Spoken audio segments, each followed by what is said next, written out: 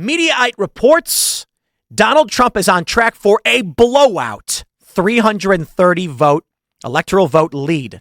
We got it right here. Oh boy, ladies and gentlemen. We got this post from Modernity News. Even CNN admits Trump is on course for a historic landslide victory in November and could get as many as 330 electoral votes. Only 270 are needed to win. Let's roll tape and then we'll talk about it. Joe Biden won and he won big. That was that, 306 to 232. But this is our current CNN projection of where we are now. And look at this. If Donald Trump won what we have here, dark red states, solid Republican. Light red states, leaning Republican. If he won just those right there, he would already have the path to 270. He would have 272 electoral votes. Look. So right now, the map they're showing has Arizona, Wisconsin, and Pennsylvania as toss-ups. Trump still wins. What is different? We have Wisconsin as a toss-up. We have Pennsylvania as a toss-up. Two critical states for Joe Biden. Michigan right now, another critical state for Biden, leaning Republican. Georgia, a state Biden flipped, leaning Republican. Arizona, a toss-up state. That was a state Biden flipped. Nevada, a state he won, leaning Republican. This is the dire strait for Joe Biden right now on the first night of the Republican convention. Tomorrow is 16 weeks to Election Day. 16 weeks from tomorrow, we count the votes. It is tough to change a map like this in that amount of time. And here's why Democrats are so worried, why so many Democrats are saying, Mr. President, please reconsider and get out of this race. Because right now, Trump is leading here. And Trump is leaning here. So here and here, that's Pennsylvania and Wisconsin. They're updating the map in real time to show that Trump has taken the lead in Wisconsin and Pennsylvania. Leading here. Narrowly, but he's ahead in those states. So he's now at 301 in this analysis. Trump is leading here. Leading in Arizona. That's 312 electoral votes. Trump is leading in this Nebraska congressional district. Let me change it that way. Nebraska does it by congressional district. That's 313 electoral votes. And Democrats are warning that Trump may not be well ahead. It may still be margin of error. It might be a tie. But right now, Trump is competitive here. That's blue Virginia. That's blue New Hampshire. So the warnings to the White House are Donald Trump could conceivably, if the current dynamics in the race hold, get 330 or more electoral votes. Wow. That's what they believe. Now, if you're a Democrat, if you're in the Biden White House, yes, there are 16 weeks to Election Day. So, can it be done? Come back to this. Can it be done? Yes. But it's a very narrow path for Joe Biden. He must win this. He must change this.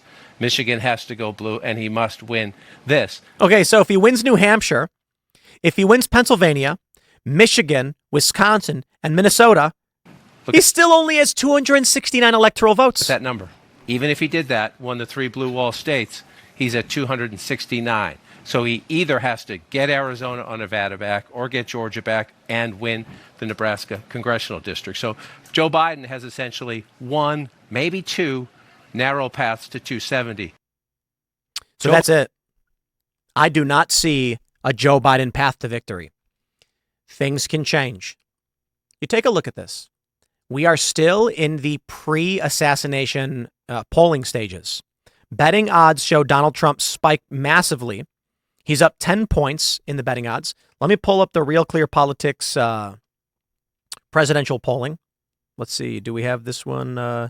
We got to pull up the old Trump v. Biden, which is let me grab it down here. I think we got it right here. Trump is up 2.5 so far.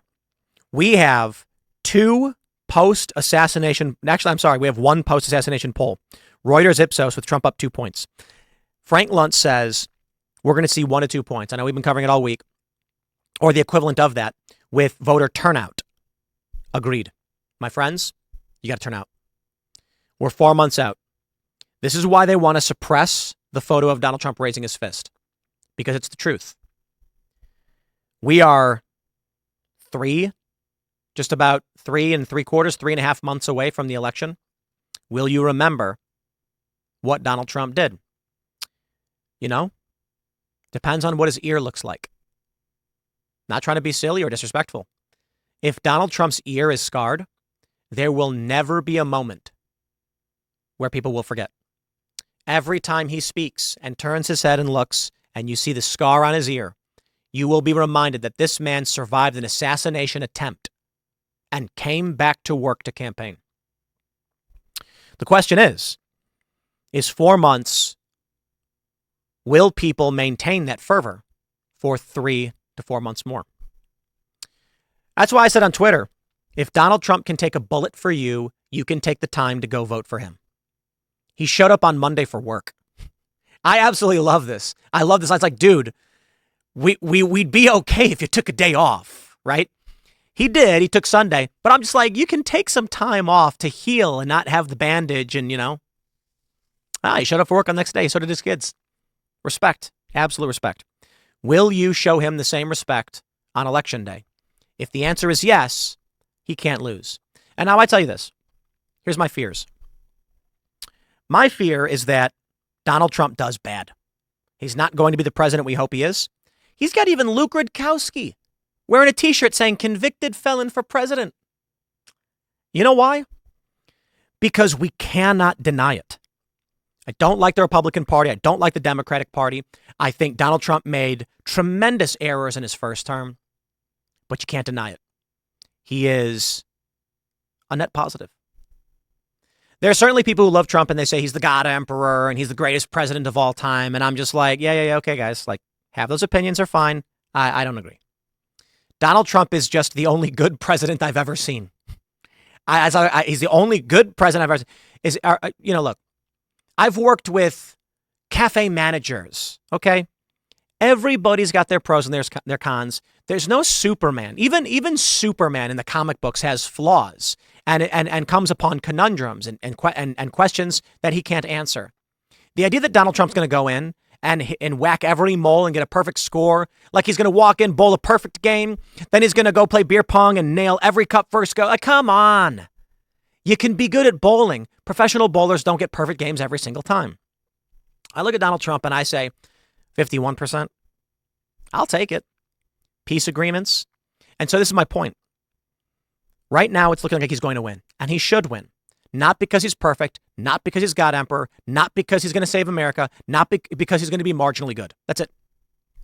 I think it is absurd that people would make the argument it's going to be a renaissance, a revolution. Nah, dude. Trump's going to be a marginally good president. We're hoping for some law enforcement action for the corrupt elements that have been trying to subvert our system, that have gotten away with breaking the law. And I hope he enacts some simple policies on maybe he'll audit the Fed. Maybe he probably won't. I got to be completely honest. Excuse me. He's not going to come and abolish the Fed. He's not going to dismantle all these agencies. He's advocated for building a new FBI building. He's going to be a marginally good president.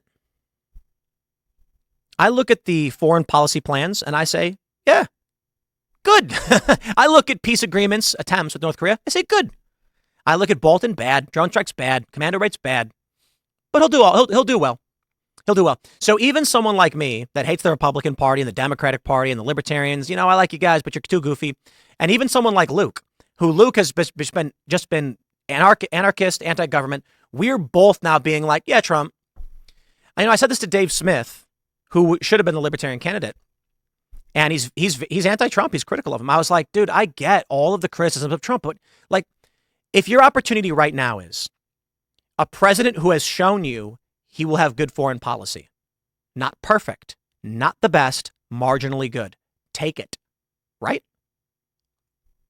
What I don't like voting for the lesser of two evils. I wouldn't do that. That's why I didn't vote in 2016 and with Hillary and Trump, because I just saw Trump as it's another game. I'm not going to fall for it. You've got to prove to me you'll do it. So I didn't vote. Then I saw the first term. They lied, they cheated, they stole. They accused Trump of all these insane things. And I'm like, this is nuts. And then I saw what Trump did. And I was like, I would be a liar if I said it doesn't make sense. And so I voted for him in 2020 and he lost. Now you can argue he won the argument, convincing more people he was the right choice, but Democrats won the ballot harvesting. And the shadow campaign, they called it. So I tell you this. I look at his next term. I look at the path that he's on, and I'll tell you why he's on that path.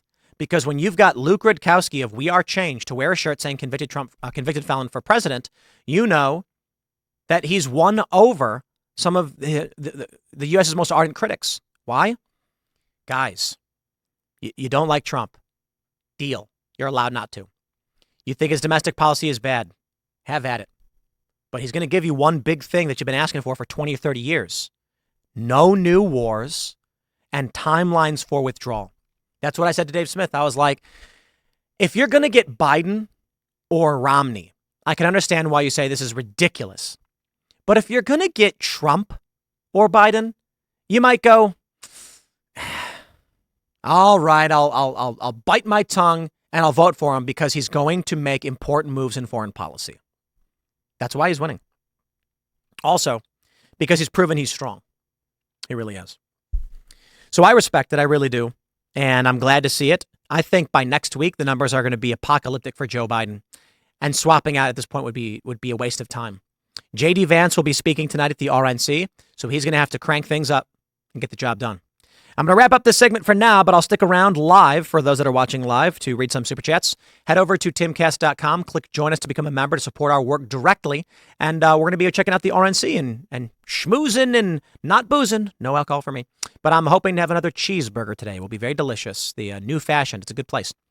Met a lot of you guys when I was down there the other day, so it's good fun. Maybe we'll go check out, see what the media row is up to. But smash that like button, subscribe to this channel, share the show, and all that jazz. Thanks for hanging out. We'll be back tonight at 8 p.m. for youtube.com/TimcastIRL, and we'll see you all then.